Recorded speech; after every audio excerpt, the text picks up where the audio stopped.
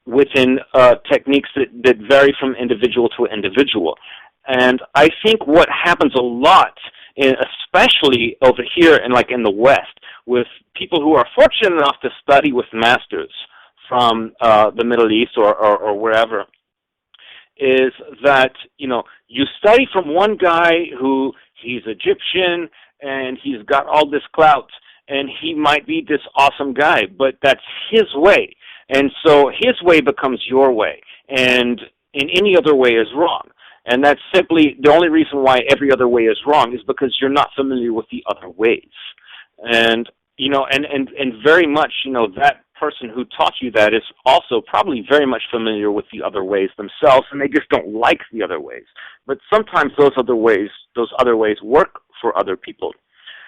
Sometimes those other ways are totally wrong. So it really it goes in between splitting hairs and also rights and wrongs. And the biggest tip here is study from everyone that you can. Learn from everyone you can. Don't dismiss anything until you can see the bigger picture, because you're always going to have rules, and every instructor is going to give you a set of rules. Don't dismiss them right away, but also be open-minded to the next set of rules that you are certain to receive from their next instructor. So you're always going to find a lot of rules, and I think the best artists are the ones that have had multiple instructors, that are people who have had a lot of success, or at least are very talented or very effective, and having enough study and background with enough different people to where you can step back and you can look at everybody that you've learned from, and that's when you not only can you start to kind of extract your own style, but at the same time you're not exactly breaking any rules. You're just you're exemplifying of a greater knowledge, like it's like Pablo Picasso said, that you learn the rules of the master so that you can break them like an artist. It's one of my favorite quotes. But just breaking them willy-nilly. But don't just break them out of ignorance. You break them on purpose. But the best way to do that is not just from one set of rules, but from everything that you can absorb like a sponge. And you take the things that apply to you, and the things that don't apply to you, you spend time on them, and eventually those things will also help to give you dimension too, if that makes any sense. Mm-hmm. I agree 100%, and I think that's the only way to become your own dancer. If you study with one teacher long enough, no matter how wonderful they are, you're going to be kind of a copy of that teacher. And so to really become your own artist and to find out what exactly resonates with you and your own individuality, it's so important to get all those different perspectives and all those different people's experiences. And that's the thing that I love about belly dance. It really celebrates our individuality. And, a talk theme, say, especially if you're collaborating with a musician, is going to be something created in the moment. Same with the drum solo. In the moment. And it's you coming out. And it's really allowing your own personality to be seen and your own relationship to the music to be highlighted. And the only way to do that is to get as much experience as possible. Agreed 100% with that. I'd like to step back a little bit. Rosa, you mentioned that, if people want to work on this stuff, they should just try as many approaches as possible and, really see what doesn't work and play with different ideas rather than getting stuck in one rule. But, I find that when you're doing that on your own, it can be really easy to kind of lose perspective and not be able to tell whether you're succeeding, right, when there's no clear right way to do it. So do either of you have any tips on how to, tell if you're on the right track or how to evaluate your own work as you're, exploring? Ooh, that's a good one. That's a good one. It's a very good one. Ideally, one would have a trusted mentor and a relationship with someone who they can go to on a regular basis, who they trust to challenge them and give them honest feedback. Someone who's not just interested in making a mini copy of themselves, but someone who's interested in helping you grow into yourself as a dancer. And that's something that, that's really can be difficult to find for a lot of people. I think, ideally, in an ideal world, that's what we would all get to do. I think that going to class on a regular basis is a really good thing. No matter what style you do, no matter how often you perform or don't perform, class serves a purpose that's different from a rehearsal, that's different from a performance. In class, you get to focus on you, and the teacher is hopefully also focusing on you and seeing things from the outside that you haven't noticed yet, or that you haven't, my hand's flipping, or my hand's constantly doing that little flippy thing to announce the next movement without even knowing it. Those things you're not going to notice because you're focusing on you. You need someone from the outside to call you on things like that. And hopefully, if it's a teacher that you can trust, they're going to give you that kind of feedback, and they're going to help you develop. Right. And be a sponge. Absorb everything that you possibly can. Have that one trusted teacher, but don't be closed-minded to having another. And even if the two contrast each other, that's when the magic really happens. When you have a really trusted teacher and then you have another really trusted teacher, and both of them are conflicting with each other's concepts, that's when it gets really interesting. And the cool thing about being human beings in this time that we're living in with, the internet, the downside to internet is you get on it and the majority of the stuff you're going to come across is nonsense. But as long as you use your filter and your brain, and you guide yourself based off of your trusted teachers, you will be able to, you have access. The access is there. Years ago, the access was not there. People who wanted to learn things in this art or any type of art did not have this ability to all this information. Now we have YouTubes, we have you don't have to scour record shops for obscure Arabic music. You can find it anywhere. The thing is to make contacts. Facebook, people like to knock it, man, but I use it a lot, and the way I use it is by making friends with musicians from all over the world. And, and there's so much you can learn from what other people have learned. And at times it can be overwhelming, but as long as you use that filter, that like I say, if you have that go-to teacher, you have that go-to person that is your guide, let that be, your center. But find, in this day and age, this technological crazy age, use that to your best ability to absorb and find as much information as possible, because it's ridiculous not to.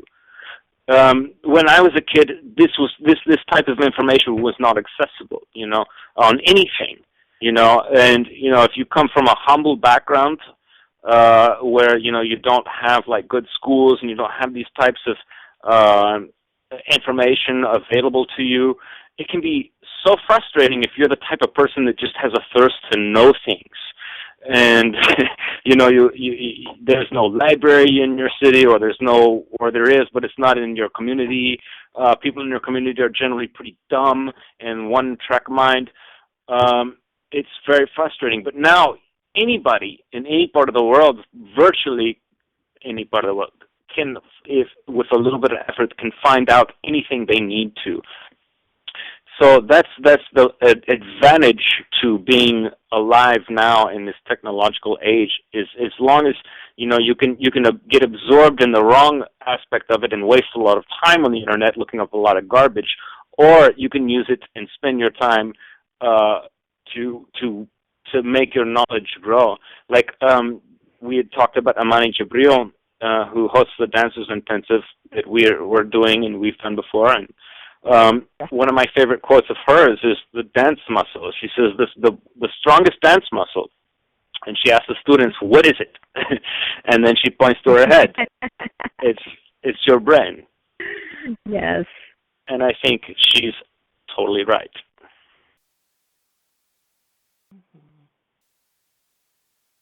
All right. Well, I'd like to take a slightly different angle now. This is the first time we've had a musician on the show who isn't also a dancer. So, Jonatan, we'd like to pick your brain a little bit from a musician's perspective. Can you tell us what you're looking for from the dancer during a drum solo?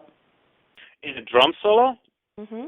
Yes, that's a good question, and that's a great question, because it's a very, the results always vary, and that can be a great thing, or it can be not so much of a great thing. What I want, if I'm working with a dancer, is a dancer that allows me to make a good drum solo. I think the biggest problem with working with dancers that are not familiar with live music, or have not worked much with live musicians, they approach the live drum solo. There's two major conflicts, and the number one, poor things, a lot of them they're nervous because they've never done it before. And that's okay. That's understandable. But the other thing is that they come in with this mentality that I'm the one who's controlling them, that I play and they dance. And in my experience, it's not the case. It works like this. To me, it's a conversation. Okay, you're the dancer. You come out, for example, and I'm playing. I start out, I'll set a background for you. I might start by setting a rhythm or something, or I'll give you an intro and here's a rhythm. If the dancer comes out and she's, interacting with the audience, and that's good, she needs to. But at the same time, if she's twirling about and doing all these other things and she's not looking at me, I can't give her good, tasty riffs. If she wants nice, isolated things, if she really wants to show off her ability, I can't help her do that if she's not looking at me. I need communication. So it's kind of I like to break down like the improvisational drum solo into a few different fundamental parts. For example, you have the parts to where you have the interaction or the conversation with the drummer and the dancer. And then you also have the conversation between the dancer and the audience. Both of these things need to be addressed in any performance. Now, if you were to sacrifice one of them, sacrifice the one with the audience, because the audience, if they're watching a really great conversation between the dancer and the drummer, it's kind of like watching a soap opera, and they'll be glued to it. But still, it's always nice to acknowledge them, because it adds to the performance.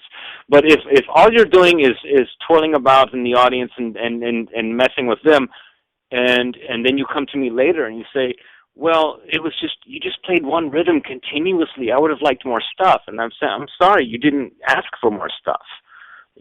Because I can only, it's like, for example, if I'm setting a rhythm and the dancer's not looking at me, I can't go into a tempo change, or I can't do some kind of dynamic. I can't do like isolated sounds, like let's do a nice little drum roll piece where I play low parts on the drum and I play high parts on the drum. You can do 3/4 shimmies to this, or you can do hip rolls to this, shimmy, or shoulder shimmies to that.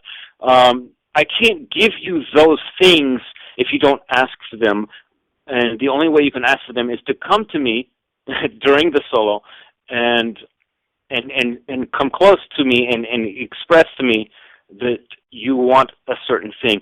It's kind of hard to explain over the phone without, having a class in front of me with a drum and I can show you exactly what I'm talking about. But communication is the main thing, and a lot of new dancers or dancers that aren't experienced with drum solos, especially ones that or even the ones that are very experienced in drum solos but never with a live drummer, they've just done routine drum solos. They learn the drum solo that someone else performed, and now they're expecting me to deliver that. That doesn't work like that. Mm-hmm. So that's the communication is fundamental. The other thing is if a dancer is to perform a drum solo, she has to be versed in the improvisational arts, because almost no professional drummer performs a pre-recorded or pre-orchestrated piece of drum music. And, I have had in the past, it doesn't happen often, but every once in a while I'll get a request for, do you know such and such drum solo by so-and-so? And of course, I'm like, yeah, of course I know it. Can we do that? And I'm like, no, it's just not a song. We learn songs, we don't learn drum solos. Because there's no point to learning a drum solo when you know how to make one. So going back to that element of understanding the rhythms, if the dancer understands the rhythms, the drum solos and improvisation it's natural. It's it shouldn't be there shouldn't be any conflict. I performed with a dancer in Atlanta at the last year's intensive, Aziza. Wow, man, she really gave me a great solo, and Rosa is another dancer that really understands it too. And so these are types of things that I really look for in a dancer that comes to me during the performance, and it's almost as if she's telling me what to play. And when a dancer has her back to me and she's not looking at me and this and that and the other, I don't know what to play. And so the drum solo suffers. So I don't know if that was too long-winded of an explanation or if I got off track, but this is certainly a topic that I could go on for a long time about. There is no such thing as too long-winded for this show, because we're geeks. Please continue if you'd like. Well, the drum solo is something that dancers always want, and it's something that it's not like the word improv scares people. It scares people so bad, and there's even some people out there that maybe they just haven't had the right type of access to certain things, that will even say that improvisation is no good, when really that's the most ludicrous statement of all. Because I mean, if you think about it, in the times of like the old school like nightclubs in Cairo, a lot of those Arab girls growing up listening, when you perform to, especially if you perform to an Arabic audience, and they're like, oh yeah, the dancer is really good, but she doesn't have that thing like the girl back home. And what they're trying to say is that you have so many dancers. What's happened is, and I'm going to stray from the subject so I can get back onto it, but what's happened so much with dancers outside of the Middle East, they've had to, just due to circumstance, they've had to cling to the crutch of routine, okay? Because they don't grow up hearing tat tat tat tat tat tat tat everywhere they go. You don't go to the supermarket in Massachusetts and hear tat tat tat tat tat tat on the intercom when you're picking up kumquats and artichokes. You don't walk into some business and hear these rhythms. But whereas in the Middle East, you can't escape it. It's everywhere. It's in your blood. And these girls, they may not be professional. Most of them are not. But they grow up. They can all do the moves. They can all do the dances. And so then when one of them gets into a nightclub, she may not be like a dancer that's versed in all these complicated things that are being taught in the Occidental world. But the Arab audience looks at it and goes, yeah, that's a great dancer. And then, of course, the Occidental dancer goes, what are you talking about? She doesn't know anything, you know, and she really doesn't. But what is it that gravitates the Arabic audience to her? It's not because she's an Arab. It's because she's just knows the music, you know, and it's not that she's doing anything overly extravagant or anything like that. It's just it's like keeping the party going. It's not like she's doing a lot of routine. She's just dancing, and there's no choreograph, there's no routine, there's no nothing, there's nothing to it. It's just she moves to it. And a lot of times in the West, and fortunately this is not the case with the types of dancers that I like to work with, like Rosa and Amani, the real pros, you know. But there's a lot of dancers that, and I don't mean this in a negative way, but it's just a product of circumstance, that you don't have access to this stuff, and so they're confused about how the rhythms are, how's the music go, and this, that, and the other. And what ultimately happens is that they find a crutch, something that when they go to perform, there's something they can stand on, and it's the thing that gives them the confidence. And what that is, it's not the music, which is what it should be, the music, but what it actually is okay. 1, 2, 3, 4, Maya. Now camel walk. Now this move. Now that move. And it's like the music is not learned. It's just a program that they've been programmed to do a series of movements until the next movement and then the next movement. And what it ultimately results in is a presentation, a performance. And for example, in an Arabic, now this might go over well with some audiences, but with an Arabic audience, this is not going to go over well because they don't want to see a presentation or performance. They want to see a dance routine. They want to see the dancer the way they're used to. So sometimes you can overperform, and that's because but that doesn't happen with a dancer that knows the music. It happens with a dancer that doesn't know the music but is created her performance based off of a routine rather than knowing that. And that's what's happening, I fear, is what's happening in the Occidental world, is that dancers are not being taught the music. They're not being taught the music, they're being taught routine. They're being taught how to do a certain number of steps and a certain number of things till they get to the next part. Oh, there's a rhythm change here, but the instructor doesn't teach the rhythm change. They don't even mention the rhythm change. They say, you do this many steps until here, and then you do this many steps and you do this type of thing. They don't explain why those steps are made. They don't explain where those steps came from. Obviously, everything comes from some sort of melody or some sort of folkloric thing or some sort of deep-rooted cultural element that is not even being discussed in the class. And how those types of things work with the music. And so the biggest problem that I have is that people are not being taught the music, and they're just being taught routine. And so, I don't know, that's just my rant, I guess, about routine. And I think I even kind of lost what my initial goal was here by going on in that. But it's still important stuff. Yeah. Something that sort of a tangent to what you were saying. You know, I mentioned earlier that the ballet is my background, and in ballet, there's no such thing as improv. That's not a thing.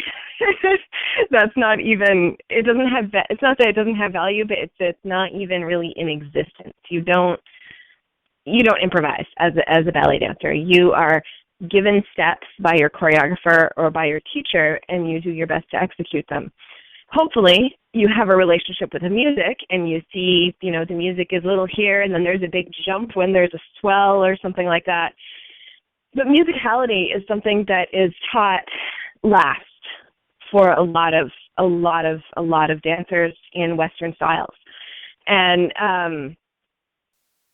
so this idea of improvisation and of responding to the music and of being the one who generates the movements in the moment can frankly be terrifying.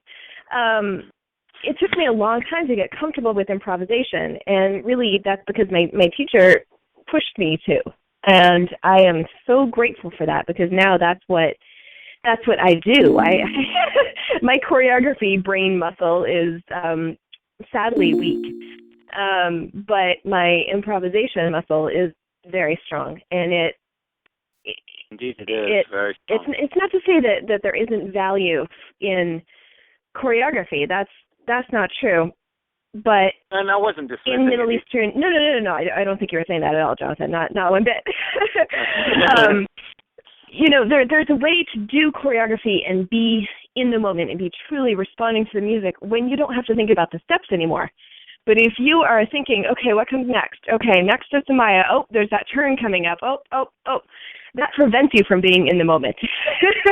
And so if you are a dancer who does choreography, you need to know that, so you can recite it in your sleep, so you can generate the music in your head and know what if you're going to really, truly dance it.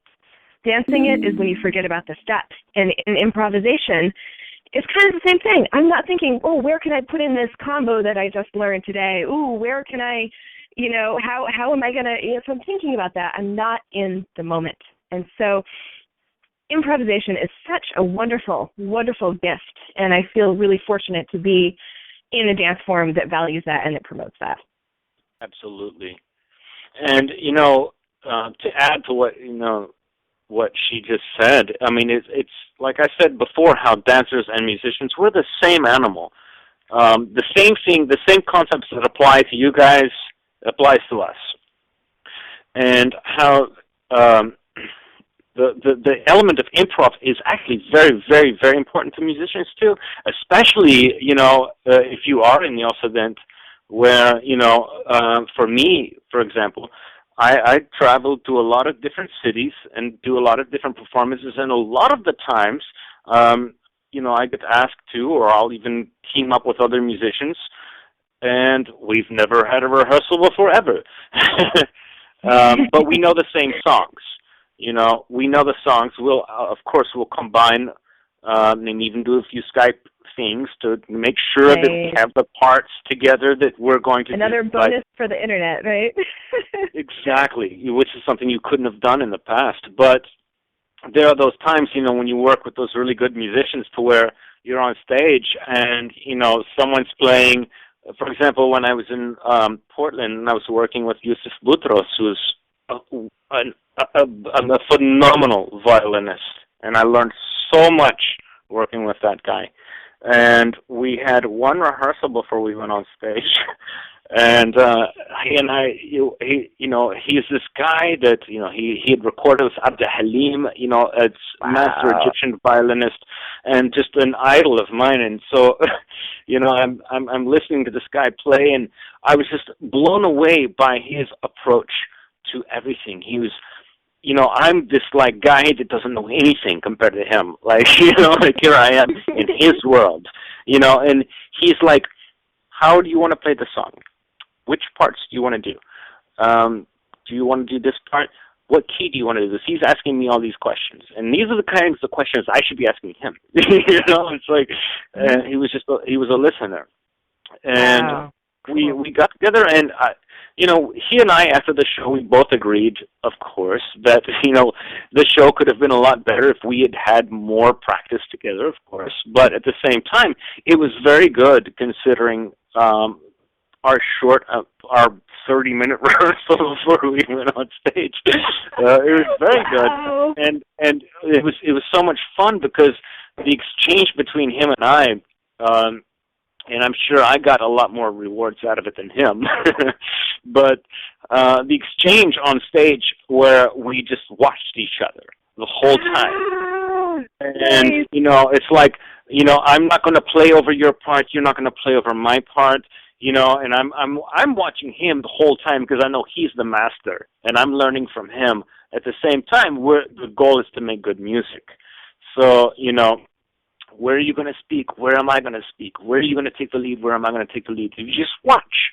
You watch and you listen, and you get to this point where, it's like I'd said before, you sit back, relax, and enjoy the music and let it happen. And when you're doing it with other people, you sit back, relax, enjoy it, let it happen, and they'll tell you what the music needs. You'll tell it, and the music will tell you what it needs. You never need to tell the music what it needs. The music is going to be happening, and it'll just start happening.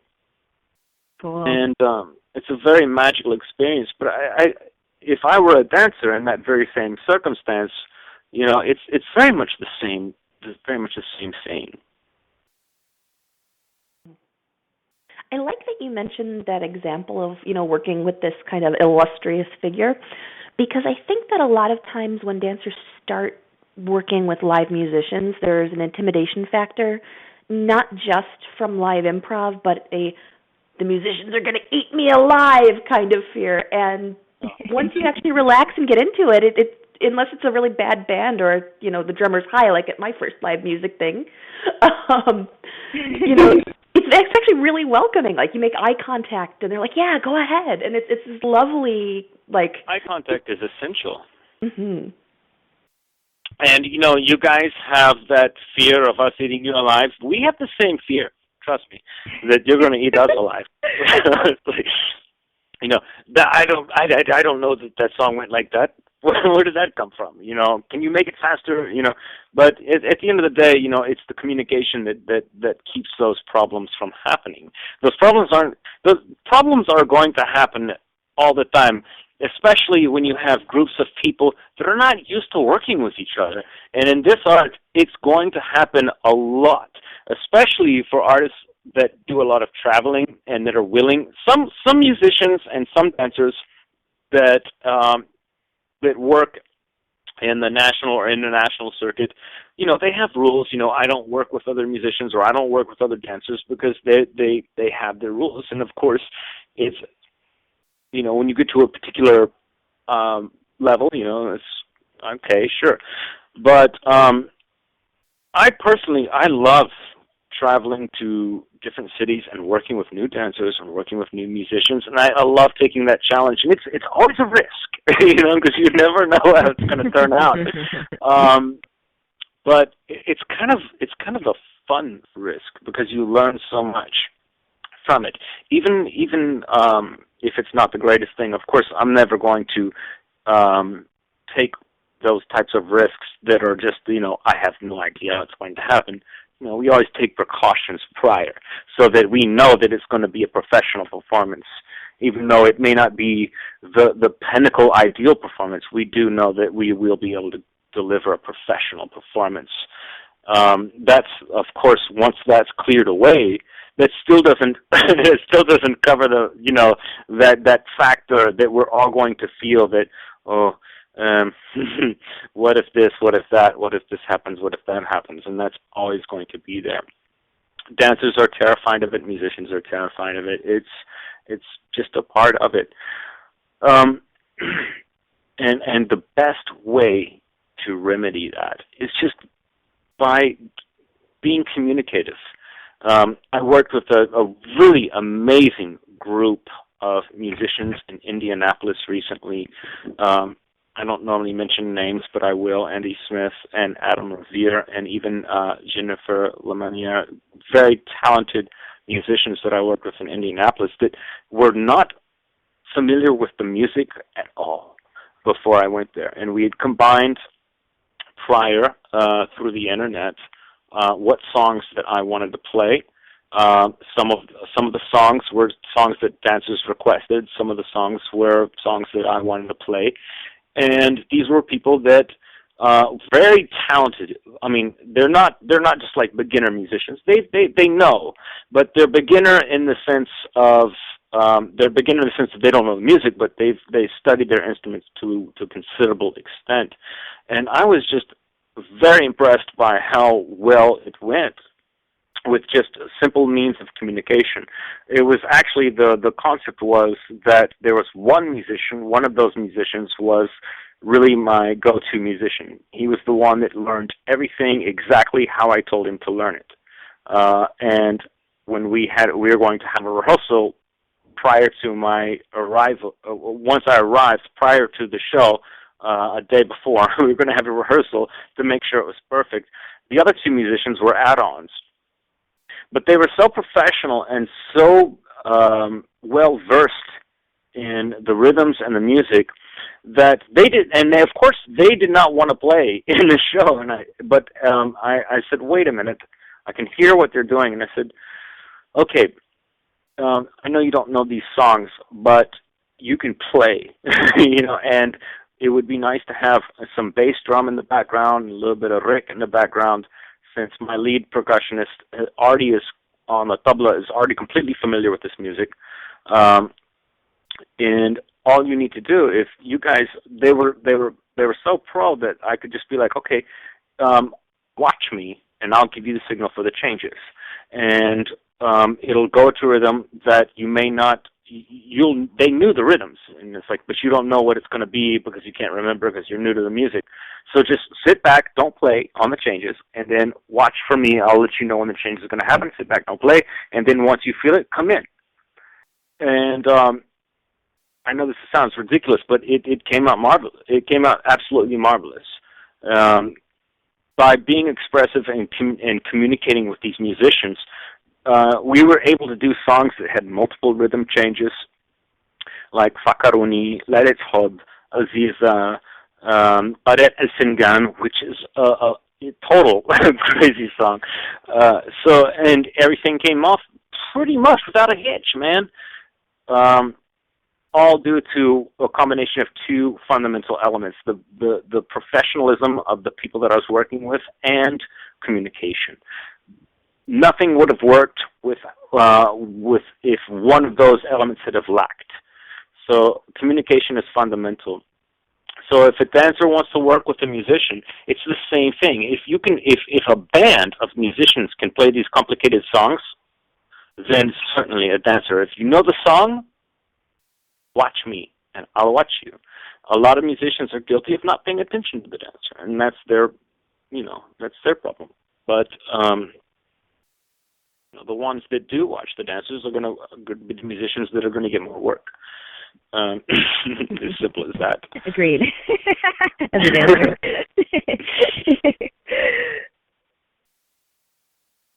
So, I'd like to step back a little bit to this kind of practical how-to stuff. So we've talked about keeping the lines of communication open through eye contact and through standing close to the drummer. But sometimes there are staging challenges that can make that a little bit tricky. So, Rosa, can I put you on the spot to talk about some ways that you can make it stage-worthy to not necessarily be looking? Yeah. I am thinking of a very specific moment once where I was still pretty new to belly dance. My teacher, Josie Conti, here in Portland, Maine, she grew up with Sabrina in New York as her dance mentor. And so really lucky to have that kind of, experience from one of my favorite teachers. Here in Portland, they were playing in a really, she was performing in a really tiny venue we have here called Blue with this wonderful local band called Akbari. And it was a packed house, and it was tight. It's a 32-seat venue, so it's tiny, and people were standing. And the musicians are on this little teensy raised stage that just about fit 2, maybe 3 chairs, that's it. And so Josie was dancing in front of them. And so there was simply no room for her to stand beside the musicians and, make that kind of eye contact. She had to stand in front of them, just given the circumstances. And I remember, because I was looking for this kind of thing, and I was starting to kind of get to that point where I was still very new, but I was understanding what was going into a performance, and I was looking for it because she's a real master of that. And there was a moment where, she was dancing, and she would sometimes turn in profile so that even though she couldn't stand beside them, she could stand in profile so they could be in her line of sight. She could turn her head occasionally and make eye contact. But this one particular moment where she was turning and turning and turning, and then I remember her on one of her turns focusing on the musician and catching his eye as she turned. And he was paying attention. Very important element there. He was paying attention. He caught that, and then the music changed. And so that was, even though she had no way of actually standing right next to them, she had to have that particular staging. those were two ways that she made it work. Yeah. The dancer controls so much, too. I mean, really does. There's also a thought of, like, as a performer, I mean, as a teacher, you sometimes say weird things to your students, you know. So one of the things that I'll say is put your brain in your whatever body part we're talking about. You can also put your face places. So it's not just your face that has to be expressive. Your chest can be expressive. Your upper back can be expressive. And so if you sort of have a really specific awareness, say, in your upper back, and you're tuned into the musician, and you're thinking about them, if you're really good at this, and if you two know each other really well, that can be read. There's a lot of it there. Absolutely. And I watch those things too. I can tell, you know, if a dancer. Not every musician is perceptive, and I like to think that I'm pretty perceptive. And there's times where I think you are. You are one of the most perceptive people I've ever worked with. Thank you, dear. And willing. Well, you know, it's easier when the dancer is communicative too, but not every. And sometimes a dancer might think, well, the musician is not very perceptive, but at the same time, she's not communicating.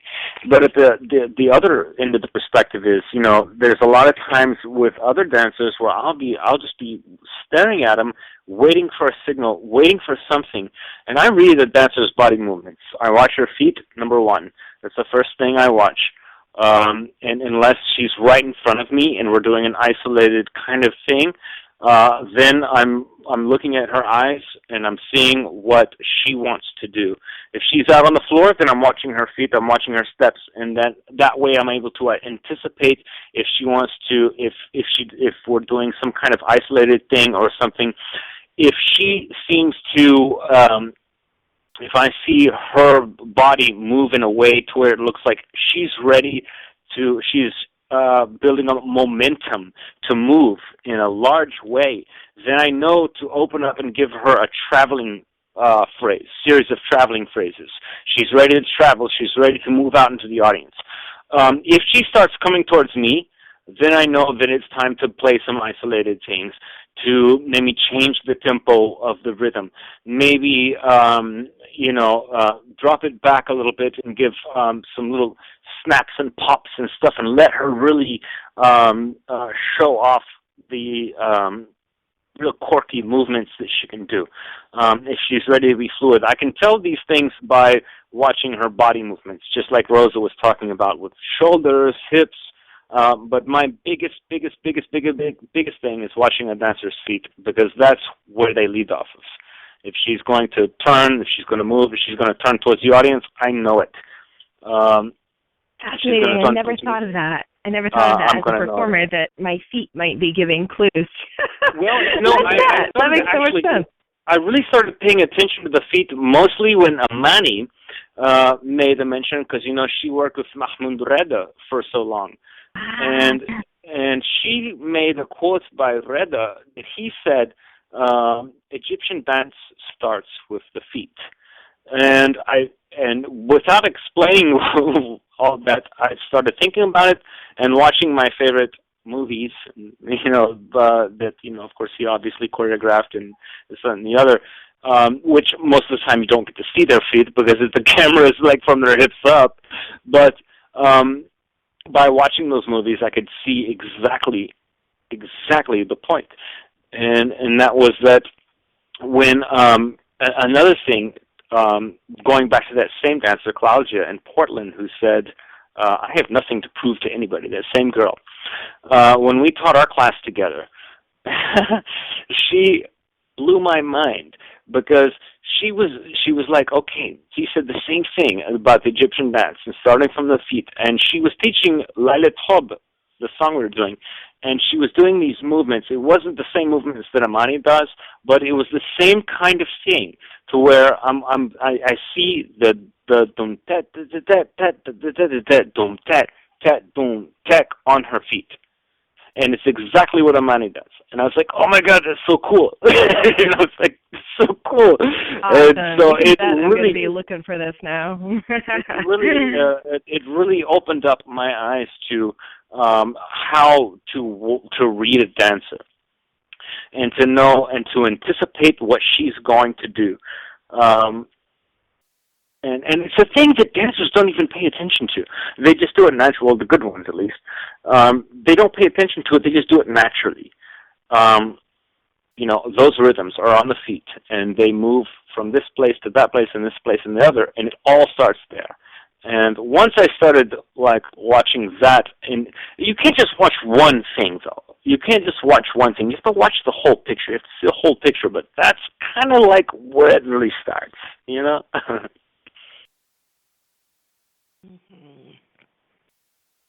Well, guys, we've been at this for almost an hour and a half, and I would love to go on all night, but I think we're going to have to open up to questions and answers pretty soon. But before we do that, is there anything that you'd like to talk about that I didn't ask you? I'm good. There's a lot of avenues we could go down, but I think they take more time than we have tonight. Yeah. I think you covered the bases really well, Nadira. Thank you. All right. Well, there's one thing I always like to ask my guests, and I'll ask you I'll have you answer separately. And so that's, if people take one thing away from this call, what do you think it should be? Rosa, I'm going to have you go first. Breathe. Breathe. Please breathe. Remember to breathe, and use your breath in your movements to help you slow down and to help you find that time to take. And Jonatan? Be a sponge. Learn everything that you possibly can. Don't ever give up on. Ever give up on learning. Don't let. And don't get frustrated when you run into a wall. Just be a sponge, essentially. Learn everything you can, and take advantage of every medium that's out there. All of the great instructors, all of the great teachers, they're out there, and they're even more available now than they ever have been. Take advantage of every single angle that you possibly can. If you have a passion to do something, and it's in this art or any art, doesn't even matter what it is. If you have a passion in anything, take every angle possible, and it's more accessible now than ever, and so take advantage of that. All right. And if people want to learn more from the two of you, either together or separately, how can they do that? Two exciting things. One, we've just been announced that Jonathan and I are both returning to Amani Jabril's Dancers Intensive in Atlanta, and that's going to be June 5 through 7 in 2013. And Dancers Intensive? Yes, okay. And the website for that is dancersintensiveatl.com. And the other thing is that Jonathan and I are collaborating on a DVD-CD 2-disc combo. And it's been really, really exciting working with Jonathan. He's given me ideas to really expand certain concepts, and some of the things in this topic were based on a conversation that we had in Atlanta last year. And so I have an instructional DVD, and it's called Rhythm and Pause. And we're doing what we were talking about, finding space in the rhythm. And accompanying that is a rhythm CD that Jonathan is producing with a unique perspective. I'll let him say something about that. And we're opening pre-sales today. Yay. And where can people go to pre-order? They can go to my website, www.rosanoreen.com. Excellent. And we're also going to be doing a giveaway. So one of you who is listening live right now is going to get a free copy. But before we do that, Jonatan, why don't you tell us a little bit about the music on this? Okay. Well, the concept behind this CD, when Rosa and I first started talking about it, she's like, well, make some music for the DVD, and maybe it could be a CD too. The first thought that jumped into my mind was the same thing, the same reason why I had never made a rhythm CD before was because there's so many great CDs out there, CDs and DVDs from personal friends of mine and people that are great percussionists and great teachers, and I'm like, well, do we really need another rhythmic CD explaining the rhythms? If you haven't found it by now, you're not going to find it, kind of thing.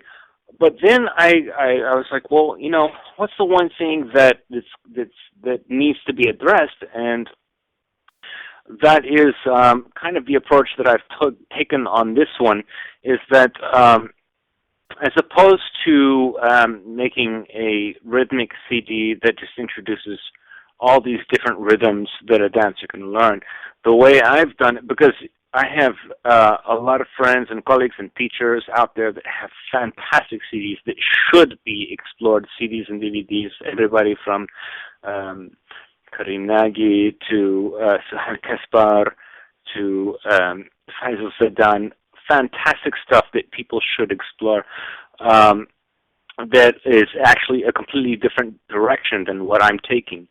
What I've decided to do is consolidate all of the information of these basic rhythms into essentially two basic families, the Masmoudi family and the Wahda family. So there's a lot of great CDs out there, and dancers or musicians who want to learn more about Middle Eastern rhythms and music, they should explore all of them. The thing that makes mine a little bit different is that the way I teach these rhythms and the way I introduce these rhythms is not as if they're just here's the X amount of essential rhythms that you need to learn. Rather, I take a considerable number of rhythms and I present them in a way, instead of saying, here's all these rhythms, I just say, here's two rhythms. Now, here's what happens when you change the time signature. Here's what happens when you add or subtract or remove a note. And it's the same amount of rhythms. It's the same kind of,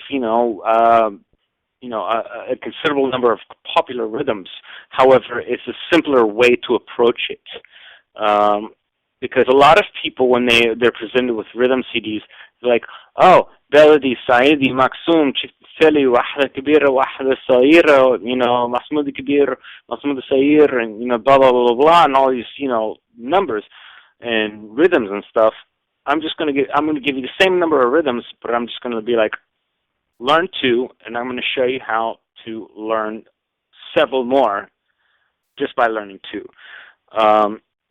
So it kind of consolidates the learning process a little bit by focusing on where it all starts. And I'm basing it kind of off of the Al-Farabi writings of the 900s, where when I started, my Arabic is really terrible, but when I was studying Oud, I came across Al-Farabi, and he does make mention of rhythms, and of course, back in those days, they didn't have the same type of systems that we use with written notation or dooms and text. It was this really confusing thing that I personally don't understand, but they had found ways to make it where they were able to identify certain rhythms.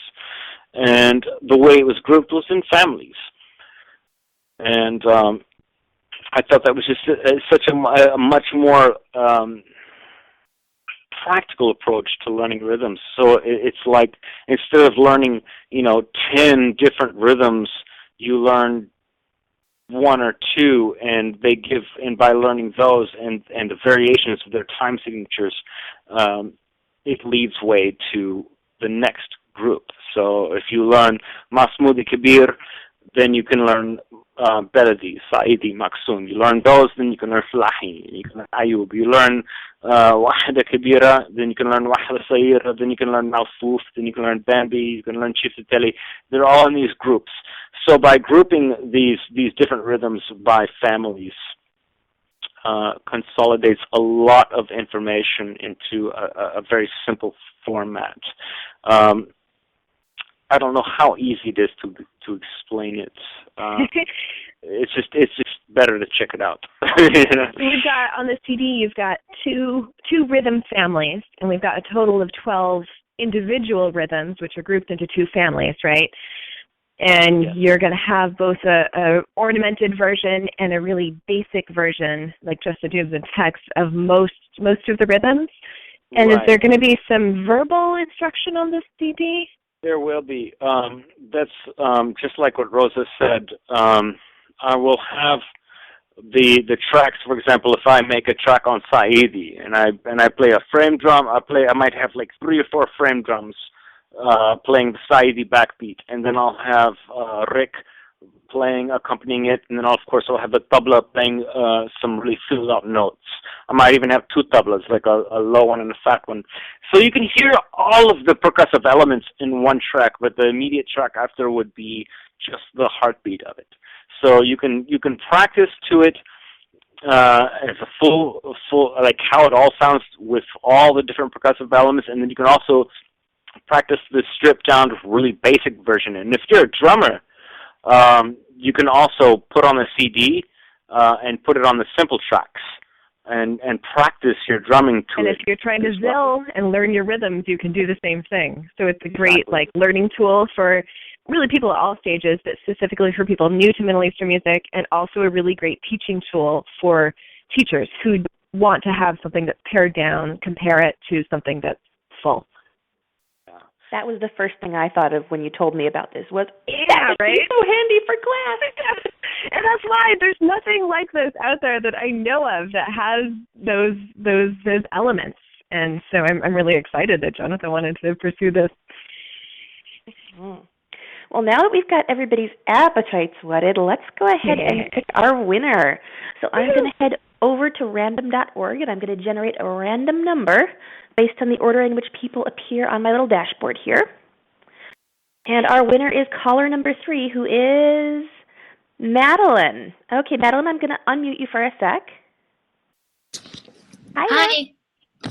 Can I ask you to email me at nadira@nadirajamal.com after the call and give me your mailing address, and I'll make sure Rosa gets you a copy of your prize? Absolutely. She could probably just hand it to me in class because I know an experience. Congratulations. Thank you. And it is phenomenal for zilling, I have to tell you. It just hearing the heartbeat of the rhythm really, really helped me to even start to understand what I was even supposed to be doing. So I'm so glad. I've been playing these rhythms, like the preview tracks that Jonatan has sent me. I've been playing them in class, so my students have gotten a nice little preview of it all. Excellent. Well, Madeline, congratulations. I'm going to put you back on mute now. Okay. And we are going to open this up to questions and answers. So let me tell our callers how this works. If you are on the webcast, so you're looking in your browser, you can unmute yourself using the little microphone icon. And there's also a chat box on the right-hand side. You can open that up by clicking on the little button that looks like a little cartoon speech bubble. And if you are on the phone or Skype, you can press ** to unmute yourself. Just be sure to introduce yourself first so we know who's talking, and go ahead and ask your questions.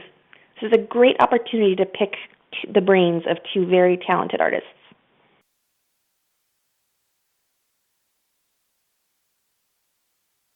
I've got nothing yet. Once again, that's ** if you'd like to unmute yourself. And if you don't have any questions, another thing I would love to hear is what your favorite takeaway from this call is.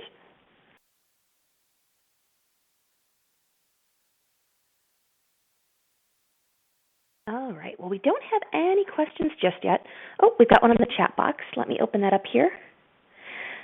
All right. So we've got just a little hello from Lori, who says, "Hi, guys. First-time caller, long-time listener. Nadira and I are dancing at an event this weekend. Great. I'm going to see you." And she continues, "I will be dancing with a live band." It looks like Lori's still typing in her question, so we'll give her a sec. Sounds like it's going to be a good question.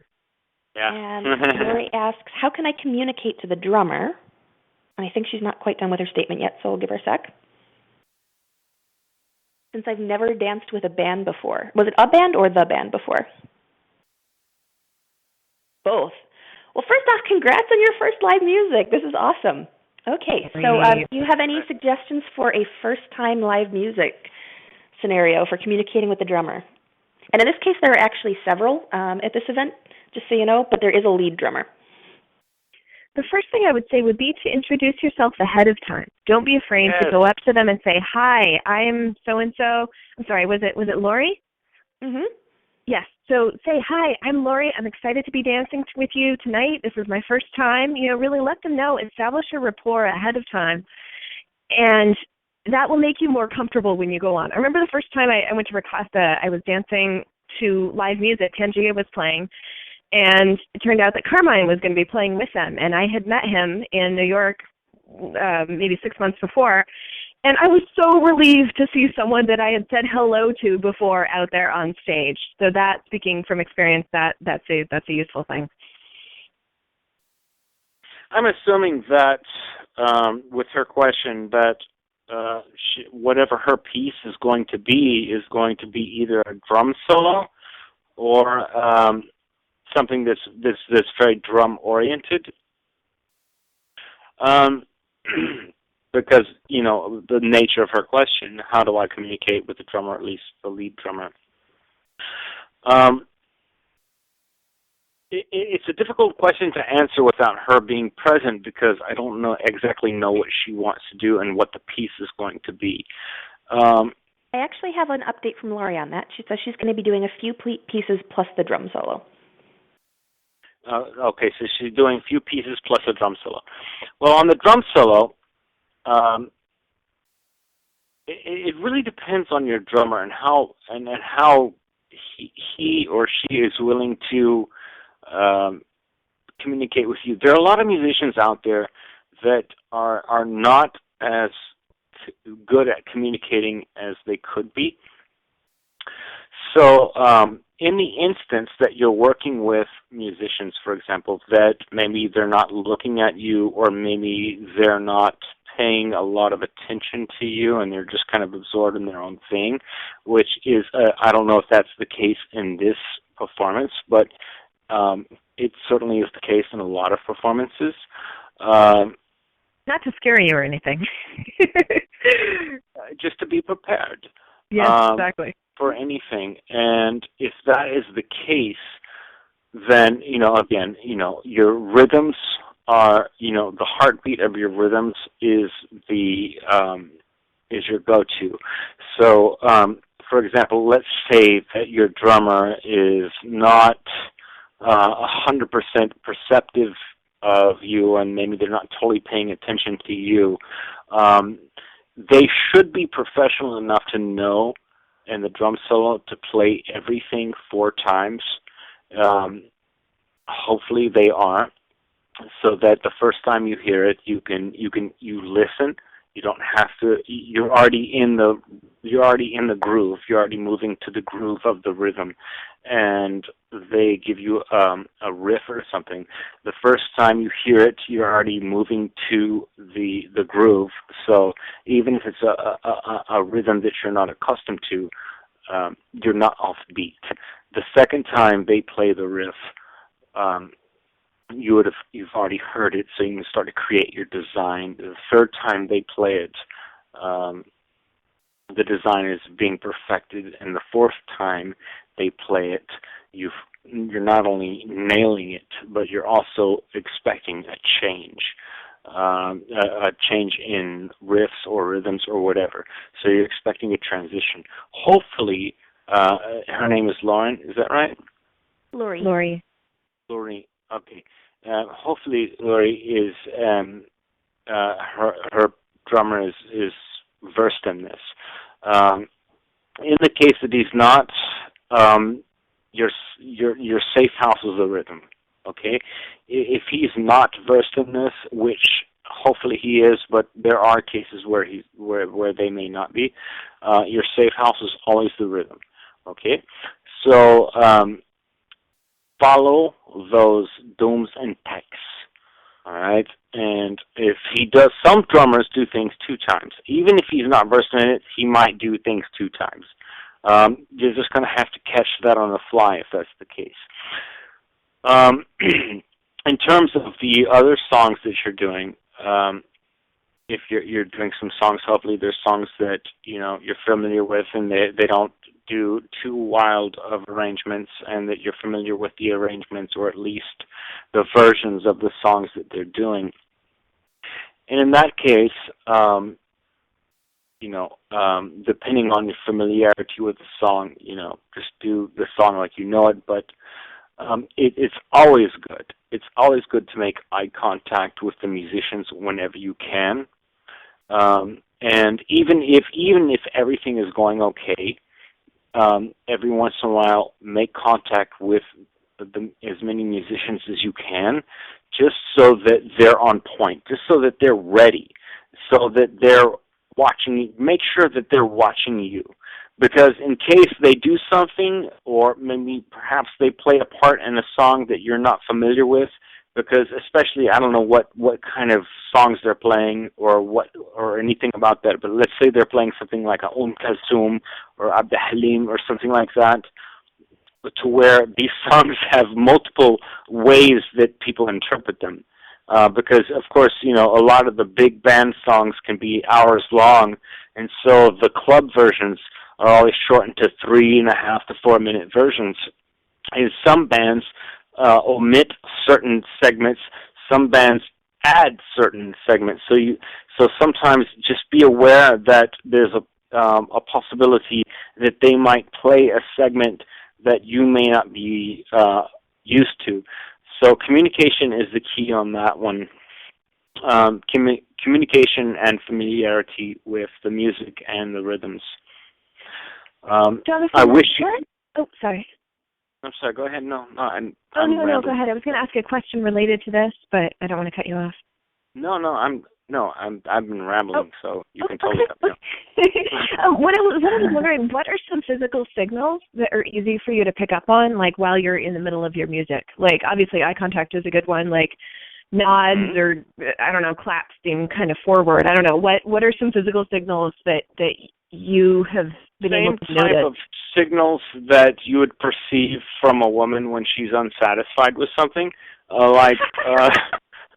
for example, like tension in the forehead, is a great indicator that she's confused or is lost. The thing, like I said, it goes back to the feet. If a musician, and this is the thing that, oh God, there's a lot of musicians that are not very perceptive with dancers, and so they don't know how to watch or read dancers, and so and sometimes they're not even looking at you. What's a good way if someone's not looking at you? What's a good way from your perspective that's not like flat out rude to actually, as a dancer, get their attention? Be flat out rude. I did see a dancer once literally walk up to the drummer, stand right next to him. He was still talking to his friend over his shoulder, and she kicked his chair. Yeah. Playfully. It's actually, I know that sounds like a really jerky thing to my brothers and sisters who are musicians, but be flat out rude. Because the audience loves it. Go up to them and stop dancing and stand right next to them. And don't be afraid to just stand right next to them and give them a look like, what are you doing? If you don't know what else to do and you're completely lost, and as long as they're not doing something wrong, that's the thing. As long as they're not doing anything wrong, as long as they're sticking to if they veer from the routine, now if they're not doing anything wrong and they're sticking to it, then that's on you. So, that would be a very rude thing to do. You wouldn't want to do that. But if, for example, you're making every best attempt to do something, or you're completely lost, and for the best sake of the performance, don't be afraid to stop dancing and just walk up to them and give them a look. And they don't have to stop doing what they're already doing. They don't have to change what they're already doing. Just make a joke out of it. And don't make them look bad, of course, and that's not what I'm saying, but, but there's been countless amount of times to where, for example, I've been on stage and I've been performing with a dancer that might get a little bit lost in something, and it may not necessarily be our fault, but maybe perhaps we played a segment of a song that she's not familiar with, which is very common because a lot of these big band songs have a lot of segments to them, and a lot of dancers are used to just hearing shortened versions of them. For example, a dancer says, "Let's do Into Omri," and the band plays Into Omri, but we're doing a section that she wasn't prepared to, because the song is like an hour and something long, and it's got a lot of parts to it. And in order to avoid you never want to make it look like anyone on stage doesn't know what they're doing. You never want to make it look like the band doesn't know what they're doing, especially when they do. And you never want to make it look like the dancer doesn't know what she's doing, especially when she does. But sometimes conflicts occur. And so for a dancer to stop, if the band is hot and they're sounding great and the dancer's just like, I don't know what I'm doing, I don't know where I'm at, I don't know what, they're just totally confused, it's not going to hurt the band if she takes a break, if she stops, if she walks up and she just looks at them or does some kind of distracting kind of thing. It's a lot better than, like if she stops and she looks at them, she's like, what are you doing? They're not going to change what they're doing, by the way. They're going to keep playing what they're playing. But it could be a mechanism for the dancer to help get her bearings. So sometimes when you're lost, when you're on stage and you're lost and you don't know what to do, sometimes it's okay to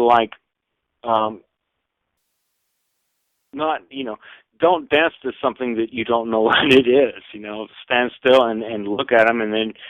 But of course, you have to know the rhythms. You have to know the grooves to where you're able to groove and improvise to whatever it is.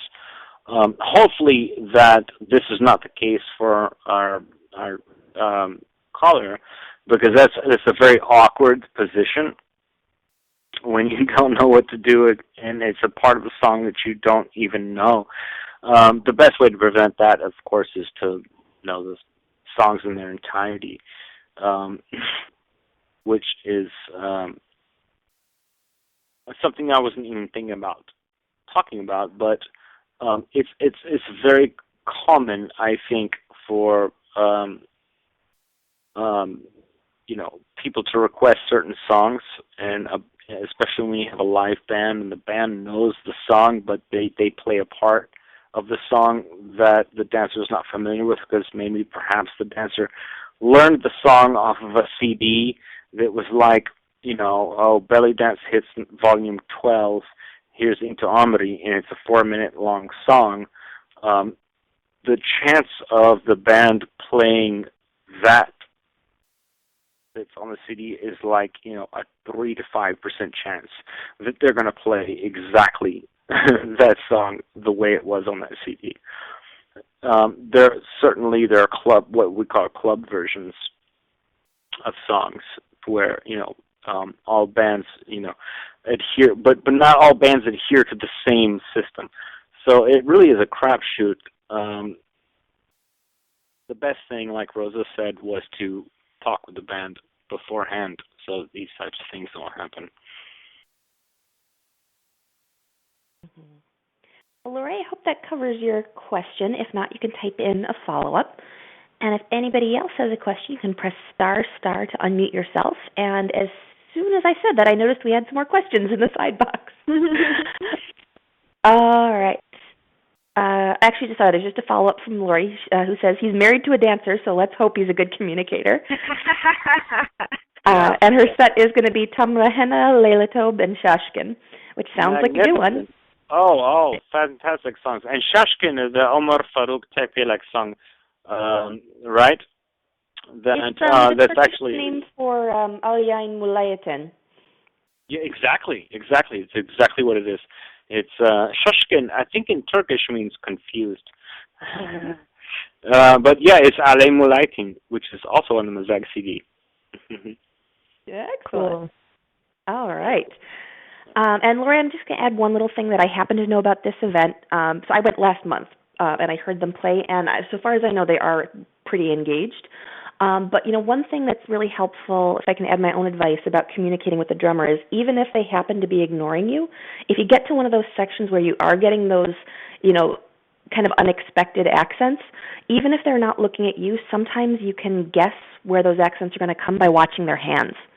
If you watch, sometimes the drummer does kind of a bigger raise of the hand before hitting a sharp accent, and so sometimes that can give you some clues too. But I don't think you'll run into that. Indicating when the solo is going to end, because the audience is very fickle.